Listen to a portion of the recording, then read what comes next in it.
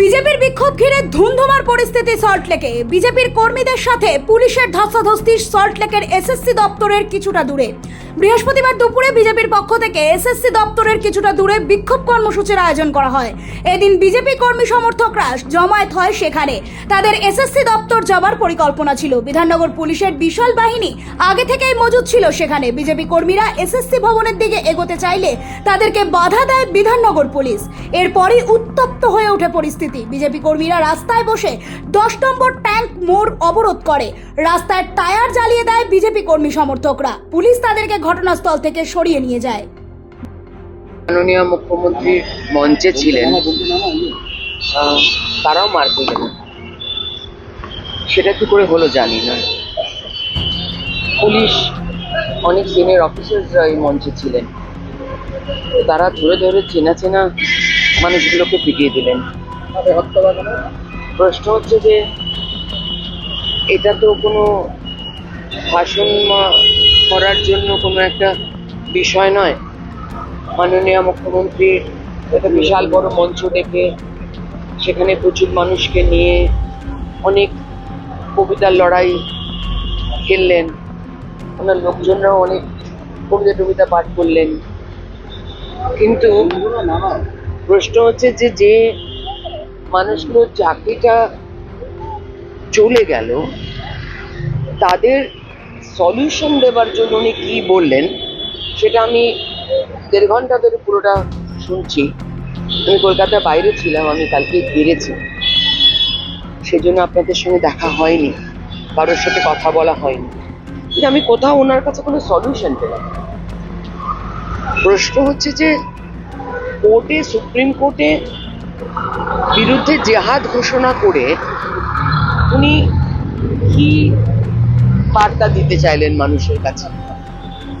Court তো যে কোনো কোর্টই হোক, high court, supreme court, lower court, সে তো তথ্য প্রমাণ চায়। মনু সিংভির মতন এত বড় লয়ার, তারাও যখন হেরে যায়, এই হারটা তো আমি মনু সিংভি কোন দল হেন তেন, আমি সমস্ত রাজনৈতিক দলের ঊর্ধ্বে কয়েকটা কথা বলছি। যদি আমার কথা কারো ভালো না লাগে আমাকে ক্ষমা করে দেবেন। প্রশ্ন হচ্ছে এই রায় আজকে যা পেলাম আমরা, এতে তো সকলেরই হার হলো। কিন্তু কেন হলো হারটা? এ তো মানব সমাজের হার হয়ে গেল। কিন্তু মানব সমাজের হারটা হলো কেন?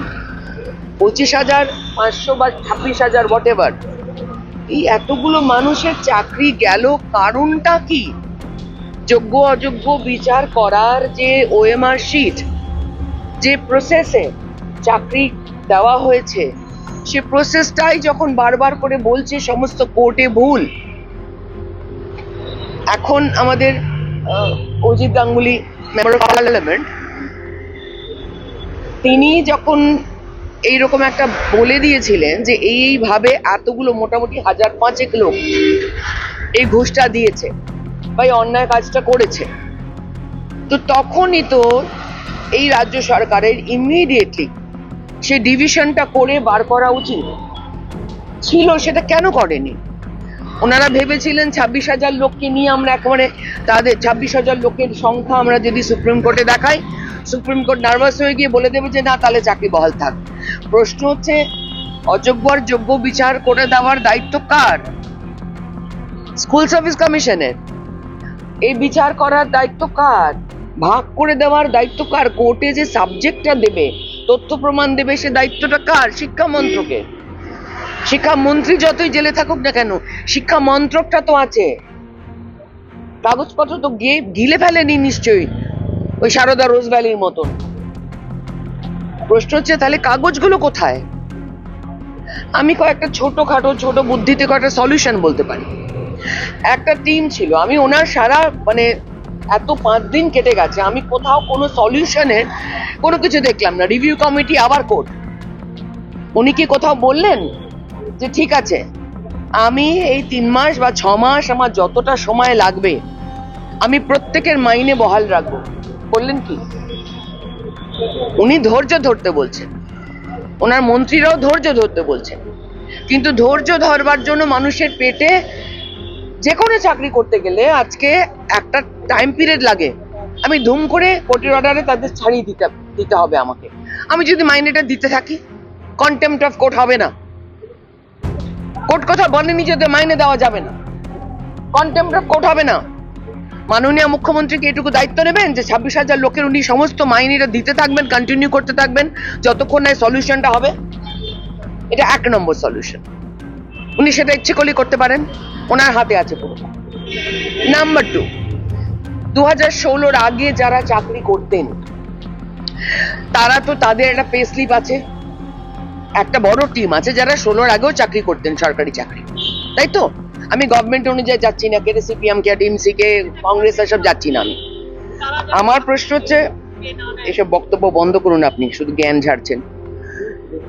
প্রশ্ন হচ্ছে তাদের পুরনো পে স্লিপ দিয়ে বেরিয়ে যায় যে তারা 2016-এ একটা ইমপ্রুভমেন্টের জন্য আবার পরীক্ষায় বসেছিলেন।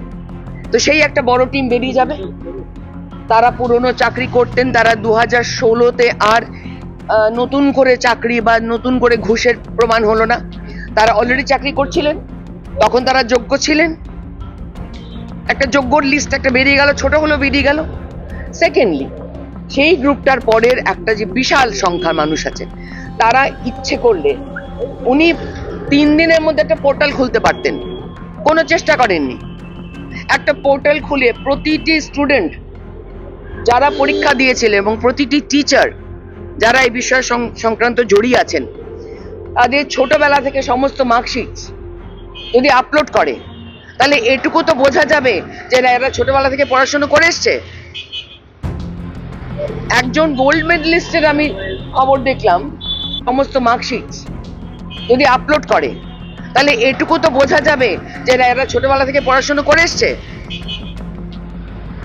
একজন গোল্ড মেডেলিস্টের আমি খবর দেখলাম, তো সে তো আজকে নতুন করে গোল্ড মেডেলিস্ট হয়নি, তার তো সারা জীবনে ভালো রেজাল্টের তার কাছে প্রমাণ আছে। তো উনি আন্দোলন করে বলছেন আমরা কেউ নতুন চাকরিতে কাউকে বসতে হবে না। আরে ভাই, বসতে হবে না, সেটার তো একটা উত্তর, আপনাকে সলিউশন বার করতে হবে। উনি তো সলিউশন দিচ্ছেন না। তো তাহলে প্রত্যেকে যদি যার সময়কার, আমারই এখন এই বয়সে, এই 60 বছর বয়সে আমার কাছে এখন আমার সমস্ত স্কুল লিভিং সার্টিফিকেট এবং পুরো মার্কশিট সবকিছু আছে। তো আমি যদি আমার স্কুলের পেপারগুলো জমা দিতে পারি, তাহলেই তো প্রমাণিত হয় যে আমি পাস করে পরীক্ষা দিয়েছিলাম, পরীক্ষা দিয়ে পাস করেছিলাম। তাহলে তো তখনই বেরিয়ে যায় যে এই ছেলে মেয়েগুলো সেগ্রিগেটেড অলরেডি, বিকজ এরা পড়াশুনো করে পরীক্ষা দিয়ে পাস করেছিল। 5 দিন হয়ে গেল, এগুলো কোনো রকম চেষ্টা আমি দেখতে পাইনি। আমি বিরোধী বলেই আমি যা বলবো তাই অন্যায় কথা বলবো, তা তো হতে পারে। আমার রাজনৈতিক পরিচয়টা তো আমার বুদ্ধিমত্তার সঙ্গে কোনো কিছু কানেকশন নেই। তো আমি আন্দোলন করবেন কেন? প্রশ্ন হচ্ছে, মুখ্যমন্ত্রী আন্দোলন করছেন তার বিরুদ্ধে, এটা কি আন্দোলনের বিষয়? এত বড় বড় লয়ার গেছে, তাদের কাছে আপনার স্কুল সার্ভিস কমিশন এবং আপনার মন্ত্রক থেকে কোনো অরিজিনাল ডকুমেন্টে দিতে পারছেন না। আপনি, আপনার দায়িত্ব কে ঘুষ খেয়েছে তার লিস্ট বার করা, আপনার দায়িত্ব যারা ঘুষ নিয়েছে তাদের থেকে লিস্ট বার করা। ঘুষেরও একটা খাতা হয়, লাল খাতা আছেন জানেন তো, লাল খাতার গল্পটা সবারই মনে আছে রাজ্যে। ঘুষেরও একটা লিস্ট হয়, কারণ তারাও টাকার অঙ্ক রাখে। টাকাগুলো নয় ধরা পড়ে গেছে পার্থর বাড়িতে অনেক কিছু, কিন্তু তার তো একটা লিস্ট আছে। তো সেই লিস্টটা কোথায়? বার করুন। মানুষগুলোকে বাঁচানোর দায়িত্ব আপনার, আন্দোলন করার দায়িত্ব নয় আপনার। আপনি সরকার চালাচ্ছেন, হতবাক হয়ে যাচ্ছে। মুখ দেখানোর জন্য অবসরে বসছেন চাকরিহারা। খুবই দুঃখের কথা। দেখুন, অনেকে অনেক রকম কথা বলছেন, কেউ পক্ষে বলছেন, কেউ বিপক্ষে বলছেন, কেউ ওনাদেরকে ছোট করার জন্য বলছেন। আমিও বলছি, কারণ আমার জানা নেই যে কে যোগ্য আর কে অযোগ্য।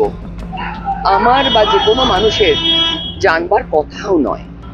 জানবার কথা একমাত্র শিক্ষা দপ্তর, মাননীয় মুখ্যমন্ত্রী এবং তার গঠিত স্কুল সার্ভিস কমিশন, তারা জানবেন। তো সেই জন্যই মানুষ নানারকম বলছে, অনেক কিছুই বলছে, খারাপও বলছে, ভালোও বলছে, মন্দও বলছে, দুঃখ প্রকাশ করছে।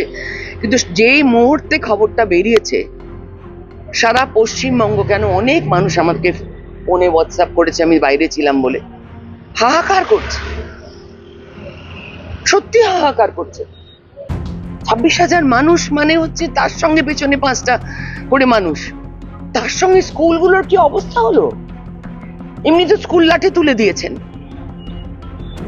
ওনার কাজ নয় যে এই মুহূর্তে ওয়ার্ড ফুটিং এ একটা সলিউশন বের করা? ভাষণবাজি করছেন লোকজনকে ডেকে। ওনার এখন 24 ঘন্টা নবান্নতে বসে পুরো সলিউশন বার করার কথা। কোনো ভাষণ, কোনো মিটিং মিছিল, কোনো কিছু ওনার থেকে আমরা দেখতে চাই না। কুণাল ঘোষ বলছেন প্ররোচনা দেওয়া হচ্ছে, প্ররোচনা দেওয়া হচ্ছে আমরা বলছে। সঙ্গে আছি। কালকে মুখ্য সচিব সাংবাদিক সম্মেলন করে বললেন সরকার পুরোপুরিভাবে এই চাকরিহারাদের পাশে আছে। আমি কোন দিকে যাবো মাথাটা কেটে তোমাদের হাতে দিয়ে দেবো। কালকে লাঠিপেটা করার পর এই চাকরিহারাদের বিরুদ্ধেই আবার মামলা রুজু করা হয়। পুলিশ যেরকম সুমোটো করেছে তার সঙ্গে বিআইও ভাঙচুরের অভিযোগ করেছে এই চাকরিহারাদের বিরুদ্ধে। কুণাল ঘোষ বলছে প্ররোচনা দিচ্ছে।